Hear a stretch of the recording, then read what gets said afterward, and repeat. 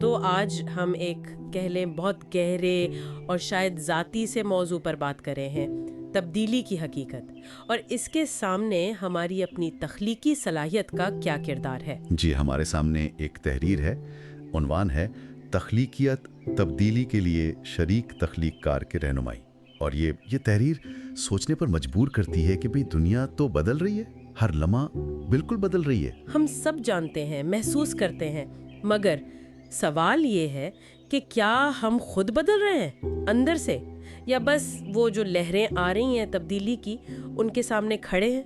یہ بہت بنیادی سوال ہے، اور دیکھیں یہ تحریر بڑی خوبصورتی سے بتاتی ہے کہ تبدیلی تو وہ تو زندگی کا حصہ ہے، جی لازم ہے، اس سے بھاگا نہیں جا سکتا۔ صحیح۔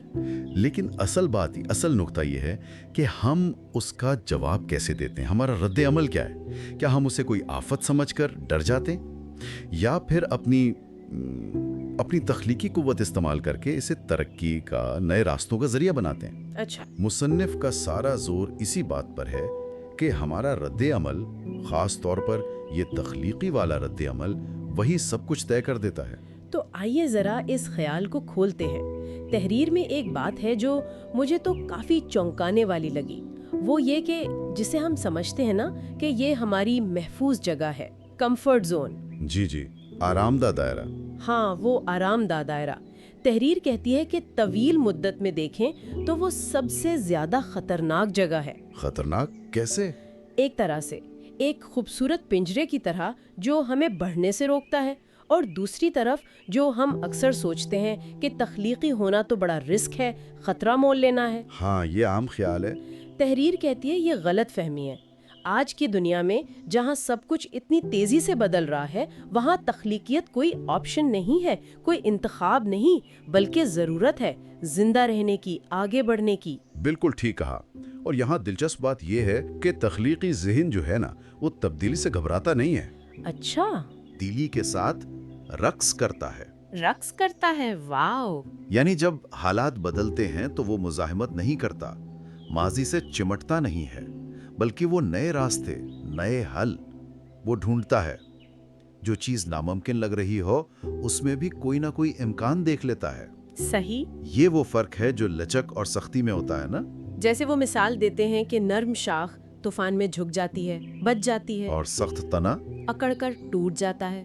تو تخلیقیت ہمیں وہ والی لچک دیتی ہے۔ اور یہ بات صرف نفسیاتی یا عملی نہیں ہے، تحریر اسے ایک اور گہرے زاویے سے بھی دیکھتی ہے، روحانی پہلو سے۔ اچھا، وہ کیا ہے؟ اس میں ذکر ہے کہ اسلام میں تخلیق کو عبادت کا درجہ دیا گیا ہے، اور انسان کو صرف ایک مجبور سی مخلوق نہیں کہا گیا، بلکہ اپنی دنیا کا شریک تخلیق کار۔ شریک تخلیق کار یعنی کو کریٹر، جی، یعنی ایک ایسا وجود جو اللہ کی اس عظیم تخلیق میں اپنا ایک منفرد، ایک فعال کردار ادا کرتا ہے۔ پھر انبیاء کی مثالیں ہیں کہ وہ صرف موجودہ نظام کو ماننے والے نہیں تھے، انہوں نے معاشروں میں بنیادی تبدیلیاں وہ تخلیق کی۔ یہ بہت اہم نکتہ ہے، یہ شریک تخلیق کار والا، اس سے ذمہ داری کا احساس پیدا ہوتا ہے۔ جی بالکل۔ اور یہ صرف کوئی بہت بڑی انقلابی تبدیلیوں کی بات نہیں ہے، تحریر روزمرہ کی چھوٹی چھوٹی مثالوں پر بھی زور دیتی ہے۔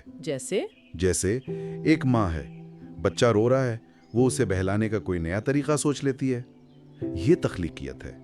ایک استاد ہے، کوئی سبق مشکل ہے، وہ کوئی نئی مثال، کوئی کہانی گھڑ لیتا ہے سمجھانے کے لیے۔ صحیح۔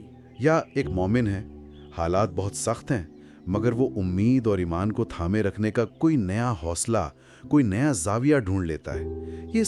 یہ سب تخلیقیت کی ہی شکلیں ہیں، چھوٹی چھوٹی مگر زندگی کو چلانے والی، خوبصورت بنانے والی۔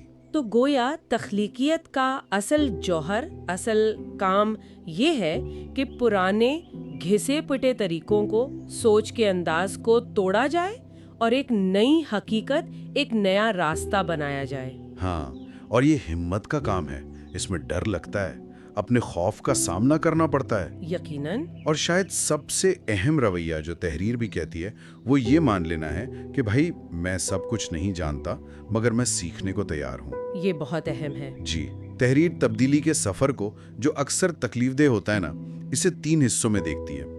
پہلے تکلیف ہوتی ہے، کوئی چوٹ لگتی ہے، پھر تربیت کا مرحلہ آتا ہے۔ تربیت؟ جی، जहां हम कोई नया हुनर सीखते हैं, कोई नया रवैया अपनाते हैं और फिर आखिर में तब्दीली आती है। तो गोया जिंदगी जब हमें तोड़ती है तो वो असल में हमें एक बेहतर, एक मजबूत शक्ल में असरे नोट डिजाइन कर रही होती है। असरे नोट डिजाइन। और ये मानना जरूरी है कि ये जो तरबियत वाला मरहला है ना, ये अक्सर सबसे मुश्किल होता है। वो बीच का रास्ता जहां तकलीफ तो है मगर तब्दीली अभी पूरी तरह नजर नहीं आ रही, वहां सब्र चाहिए और तख्लीकी कोशिश चाहिए। तो इस सारी गुफ्तगू का खुलासा क्या निकला? लुबे लुबाब क्या है? शायद यही कि तब्दीली तो आनी ही आनी है, एक दरिया की तरह बह रही है। इससे लड़ने में, मुज़ाहमत में ताकत जाया ना करें, बल्कि उसके बहाव को देखें, समझें, कबूल करें और फिर अपनी तख्लीकी सलाहियत इस्तेमाल करके उसके साथ चलें। तकदीर के लिखे का सिर्फ इंतजार ना करें, बल्कि अपनी तकदीर बनाने में अपना हिस्सा डालें। ये बहुत ताकतवर ख्याल है ना? तख्लीकी बनकर हम सिर्फ जिंदगी गुजारते नहीं, हम जिंदगी तख्लीक करते हैं। और ये हमें एक बहुत अहम सवाल पर छोड़ जाता है सोचने के लिए जी, कि अगर जिंदगी के वो लम्हे जो हमें लगता है कि हमें तोड़ रहे हैं, वो दरअसल हमारी असर नोट डिजाइनिंग के एक बेहतर तश्कील के मौके हैं, तो इस वक्त जो लोग हमें सुन रहे हैं उनकी जिंदगियों में कौन सा नया खूबसूरत डिजाइन है जो उभरने की कोशिश कर रहा है, जिसे शायद वो अभी ठीक से पहचान नहीं पा रहे हैं। वाह, इस पर गौर करना शायद इस गुफ्तगू का बेहतरीन नतीजा हो।